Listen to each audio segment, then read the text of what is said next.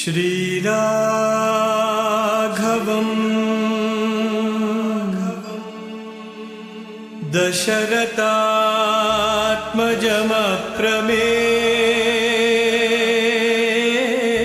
दशरथात्मजमप्रमेयम् सीतापतिम् रघुकुलान्मयरत्नदीपम्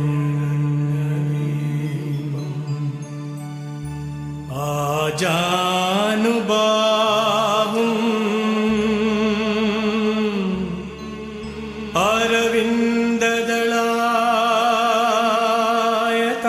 अरविन्ददलायताक्षम्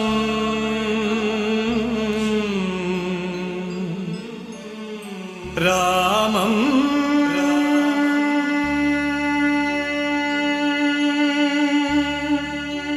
निशाचर विनाशकरम्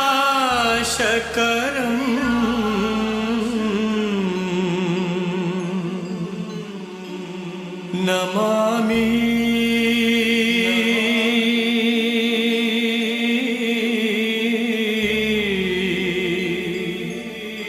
Namami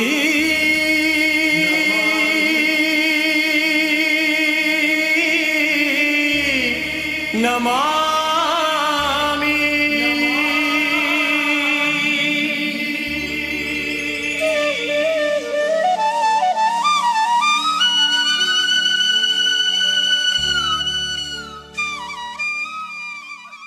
Ramakatha Rasavahini. Chapter 17, Part 4.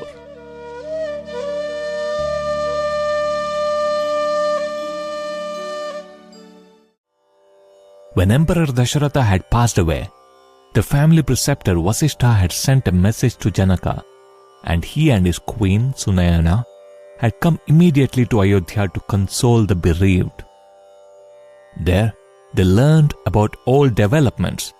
When Bharata arrived and decided to proceed to Chitrakuta, along with the mothers, the royal preceptor and the leaders of the people, Janaka and his queen also accompanied them. They waited long for a favorable chance to meet Sita and Rama. Meanwhile, Sita's mother directed a maid to find out whether Kausalya and other queens were available for an audience, and she hurried towards their residences.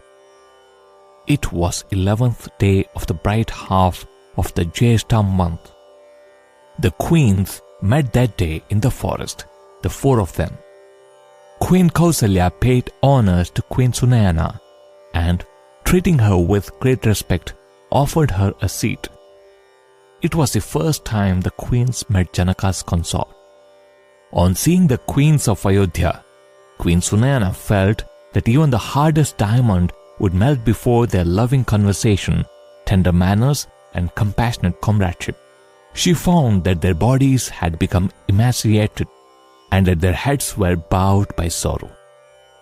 Their eyes were fixed on the ground below their feet, and they were shedding streams of tears.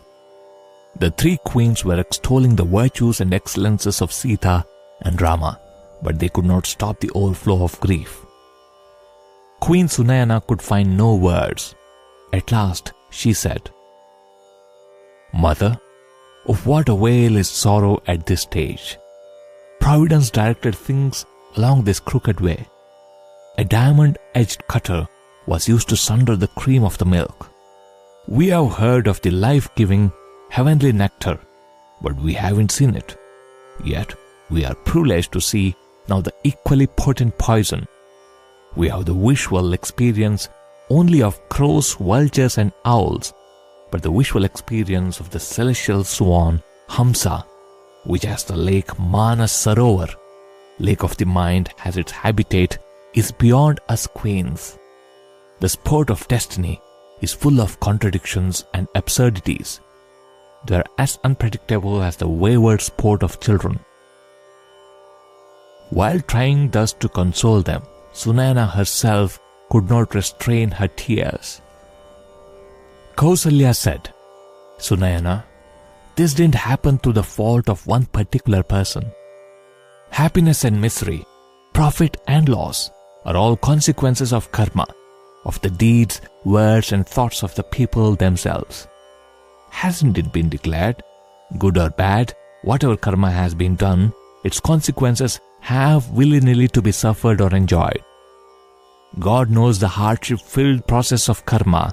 He confers the appropriate consequence according to the deed. Each one carries on the head this divine command. O Queen, we are entangled in delusion and we yield in vain to grief. Why should the merit earned and stored by us in previous lives desert us when we grieve? Can this rule of cause and effect that holds sway over the world from before its beginning be set aside for our sake? It is a mad hope. Kausalya ended her attempt at consoling with many a sigh. Queen Sunayana spoke, Mothers, you are indeed highly fortunate, for Emperor Dasharatha has a renown for holy merit that few rulers have. You are the consorts of such a noble person. You are the mothers of the very embodiment of Dharma, the very personification of love, Rama, whose heart embraces all beings in compassion. You have earned everlasting fame all over the world. What you said now is the ultimate truth. Happiness and misery are the two pots balanced on back and front by the rod to which they are tied and placed on the shoulder. Everyone has to carry both in equal measure. Without misery, one can't identify happiness, right? From happiness, no happiness can ensue. Kausalya said, amidst her sobs and in a grief-stricken voice, If Sita, Rama and Lakshmana live in the forest, many calamities will happen. I know that Bharata can't survive separation from Rama. My agony is heightened when I see Bharata more than when I see Sita, Rama and Lakshmana. Fear overpowers me when I think of Bharata.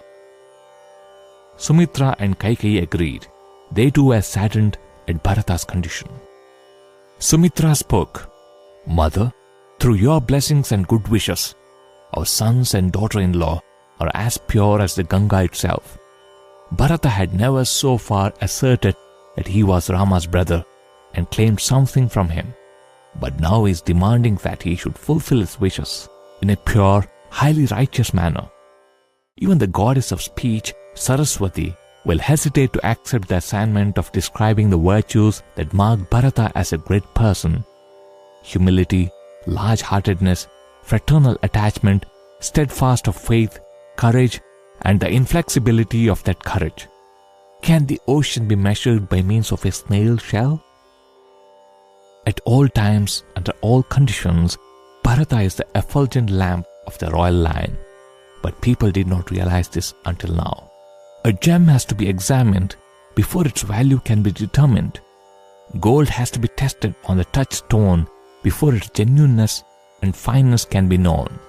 Let us not talk despairingly about him now, for our reason is affected by sorrow and deluded by filial attachment. Sumitra wiped her tears as she concluded her wise words of consolation. Hearing her words, the queen of Mithila, Sunayana, thought to herself, These queens are really very great, one greater than the other in nobility. They don't praise their own children as mothers are prone to do. They extol the virtues of the sons of co-wives. This is quite against the nature of women as usually found in the world. Look how they describe and appreciate sons born to the other wives of their husband. They don't distinguish between their sons and the sons of the other queens. What ideal housewives for the whole world! Ah, what large-heartedness, what purity and perfection in the feeling of love! Mustering a little courage, Kausalya addressed Sunayana. Queen of Mithila, you are the consort of the ocean of wisdom, Emperor Janaka. Who could dare give you counsel? We prattle away in our ignorance, yet I pray you might tell Emperor Janaka at the earliest, when he is in a mood to listen, these words of mine, namely, persuade Rama and make him agree to have Bharata with him for some time. Since Lakshmana has already spent some time in his presence, let Lakshmana be sent to Ayodhya to oversee the activities and administration there, and let Shatrughna be directed to assist Lakshmana in his duties at Ayodhya. If only Rama would agree, the rest of the problems would set themselves right quickly. It is only Bharata's condition that gives me anxiety. His attachment and love for Rama are deep-rooted and delicate. The emperor has passed away, and Rama won't return from the forest. If Bharata finds separation from Rama unbearable, it might lead to his death. Then the empire would be reduced to a living corpse. My heart is torn by fear and anxiety when I picture the future and the calamities that are in store. Kausalya held Queen Sunayana's hands and appealed to her to fulfill this mission, achieve this end, and confer spiritual bliss on them all. Sunayana was touched by the affection that filled the queen's heart and her adherence to the path of righteousness. "Mother," she said, "humility and virtue are innate in you. They are a natural expression of your goodness and nobility, as smoke in fire and beds of grass on mountain peaks. Of course, Emperor Janaka is ever ready to serve you by thought, word and deed. He is ever eager to help. But can a lamp illumine the sun? Rama came to the forest to accomplish the task of the gods. After finishing it, he will surely return to Ayodhya and reign over the empire.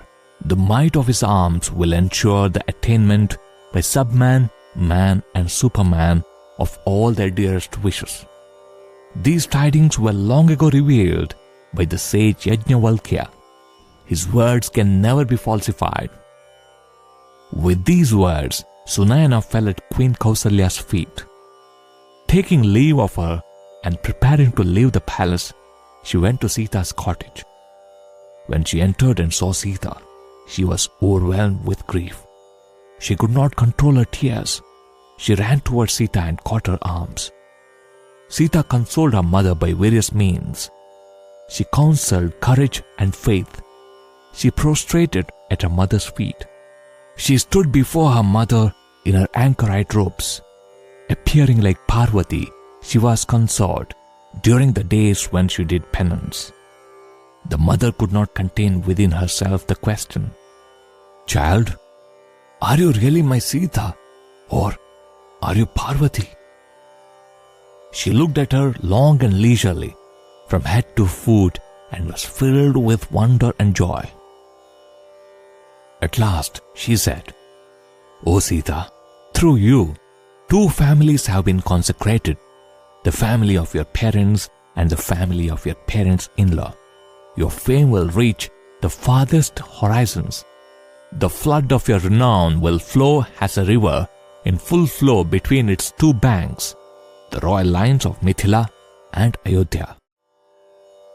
The Ganga has but three sacred spots on it, Haridwar, Prayag, and the place where it joins the ocean. May the stream of your pure fame enter and sanctify each one into a holy temple." Hearing these words of truth that flowed from the affection of her mother, Sita blushed and bent her head, as if overcome with a sense of shame. "Mother, what words are these? What is the relevance? What comparison can be found between me and the holy Ganga?" And she went through the gesture of prostration directed towards the Ganga with a prayer for pardon. Sunayana embraced her daughter and stroked her head in tender affection. "Sita, your virtues are examples for all mistresses of families to follow and emulate." Sita intercepted her. "Mother, if I spend much time with you, the service of Rama might be delayed. Please let me to go to him." The mother realized that her desire also lay in that direction, and she felt that she should not be an obstacle. She fondled and caressed Sita profusely and said at last, "Child, go and serve Rama as you wish." Sita fell at her feet and left to go serve Rama. Sunayana pondered long over Sita's reverential devotion towards her husband and her other virtues. She didn't take her eyes off Sita until she disappeared from view. She stood at the same spot, watching her and admiring her. She was awakened from the reverie by her maid, who came and said, "Mother, Sita has gone in. We should return to our residence." Suddenly, Sunayana turned back, wiping the streams of tears from her eyes. Her unwilling steps took her to the cottage allotted to her. The sun set just at this time, so Rama, Lakshmana, Bharata and Shatrughna went to the river for evening sacraments like bath and ritual worship of the gods at dusk. The Pandits, members of the Brahmin caste, ministers and others accompanied them. After finishing, they ate fruits and tubers and lay down to sleep under trees allotted to each group. When dawn broke, after the morning sacraments were done, they all gathered around the cottage of thatch where Rama was. Rama came out with a bewitching smile and passed through the thick crowd, lovingly asking each about health and welfare. Bharata fell at Rama's feet when he came near. "Lord, I am unable to express it before you on account of fear and shame." Rama stroked the head of his dear brother, saying as he did so, "Why do you hesitate to tell me? Come, tell me what it is." Bharata said, "Brother, I have a great desire to see the hermitages, the sanctifying bathing ghats on the banks of the river, the glens of these thick forests, the wild animals that roam therein, the lakes and streams, the waterfalls from this Chitrakuta peak. They have all been rendered holy by the imprint of your lotus feet. The residents of Ayodhya are overpowered by the urge to see those meritorious spots." Rama replied, "Bharata, your desire is highly commendable. You can gladly explore this region with permission of the sage Atri." Hearing this, Bharata was very happy. He fell at the feet of the sage as well as of Rama and then proceeded with Shatrughna and the people from Ayodhya to the interior of the forest, visiting on the way many hermitages and other holy spots. On the way, he saw a well by the side of the mountain. It had in it holy waters from all these sacred rivers and lakes. Bharata sprinkled its waters reverentially on his head and prostrated before that sacred seat of sacredness. He cleaned the water by removing with his own hand some dry leaves and dirt that had fallen on the water. It is this well that is honored even today as Bharata Kupa or Bharata's well all over the world.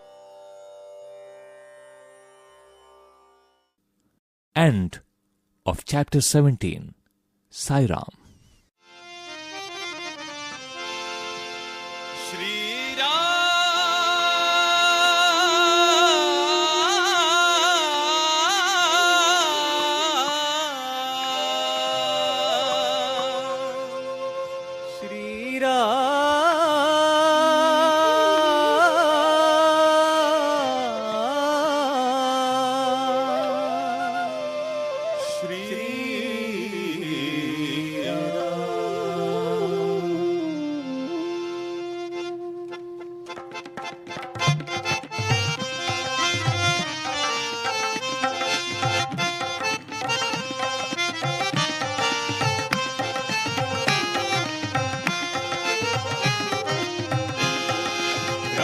Sita Ram Sita Ram Sita Ram Ram Sita Ram Sita Ram Sita Ram Shri Ram ji ki महिमा अपार राम जी की महिमा अपार सुन लो तो बेड़ा पार सुन लो तो बेड़ा पार श्री राम जी की महिमा अपार राम जी की महिमा अपार श्री राम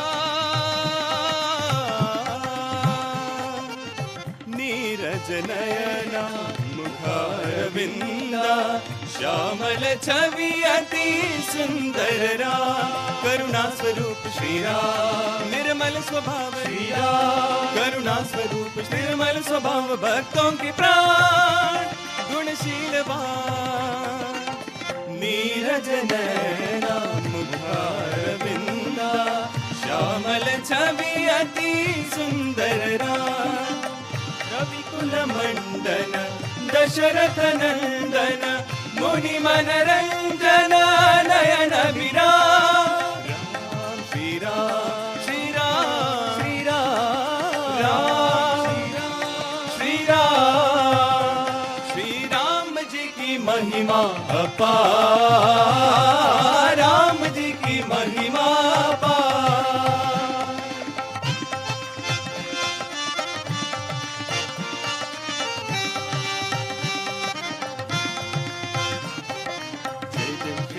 जय जय श्री राम, जय जय श्री राम, जय जय श्री राम, जिनकी कृपा ने आखर बितारे, एक ही बाण ने दुष्ट संहारे।